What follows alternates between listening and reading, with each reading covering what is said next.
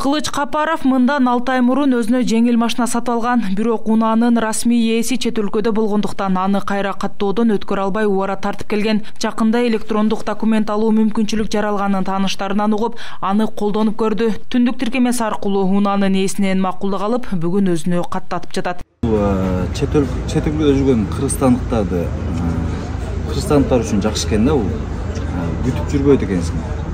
Ошол жактан эле түндүктөн өткөрүп берсең жакшы экен деген нерсе. Мисалы мен машинаны сатсам, мунун ээси Россияда же чет өлкөдө болсо, мен аны күтүшүм керек да.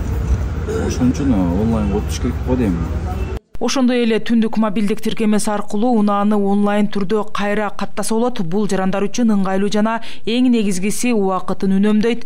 Бирок көпчүлүгү бул мүмкүнчүлүктү жакшы колдоно албай жатышат. Адистер бул абалды калк унааны офлайн каттап көнүп калышканы менен байланыштырат. Түшүндүрүүнүн натыйжасында техникалык көөлүктү онлайн алгандар бар. В любом случае, биринчи келгенде машинаны бизге осмотрга алып келиш керек, транспорт. Биз обязательно сүрүп тартыш керек машинаны, текшерип туруп. 6 положение тартабыз да. Алдынан, аркасынан, жан баштарынан тартып, ошо менен техпаспорт менен машинаны сверка кылып туруп, анан кийин сүрөткө тарткандан кийин анан уже ошол система уже биздин компьютерге кирет. Анан кийин уже башталат. Онлайн боюнча адамдар мындай деле кызыкпай атышат элечи. Онлайн болбой болуп аткан себеби, может бул жерде баардыгы сатуучу да, алуучу да Кыргызстанда болуп калышы мүмкүн. Кыргызстанда болсо доверие жазып берсе, ошо менен өтүп кете берет да. Ушундан кереги жок. Санариптешүүнүн алкагында айдоочуларга бир топ жеңилдиктер жаралды. Унаа башкарып бара жатканда жол кайгыл кызматкерлери токтотсо, айдоочулук күбөлүктү түндүк тиркемесинен көрсөтсөңүз болот. Бул эки тарапка тең ыңгайлуу жана ишти ылдам бүтүрүүгө шарт түзөт. Кезде түндүк правамды унутуп калам, кээде паспортумду сурап калышат. Сотко катышканда да паспорт сураганда соттор дагы түндүктү колдонушуп, жакшы шарттар менен эме болуп атат. Унутуп калган кезде өтө жакшы пайдасы тийип атат да. Негизи милициянын кайгыл кызматы жумуш алып барган учурда санариптештирилген документтер өтө ыңгайлуу.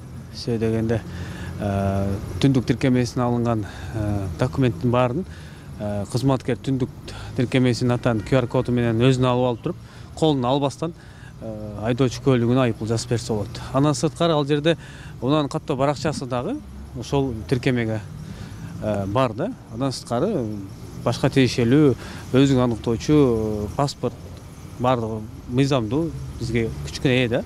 Айтсак, автотранспорттарды онлайн режимде кайра каттоо боюнча пилоттук долбоор былтыр 1-сентябрда ишке кирген. Ал Ички иштер министрлиги менен Санариптик өнүктүрүү министрлиги биргеликте баштап, бүгүнкү күндө ийгиликтүү иштеп жатат.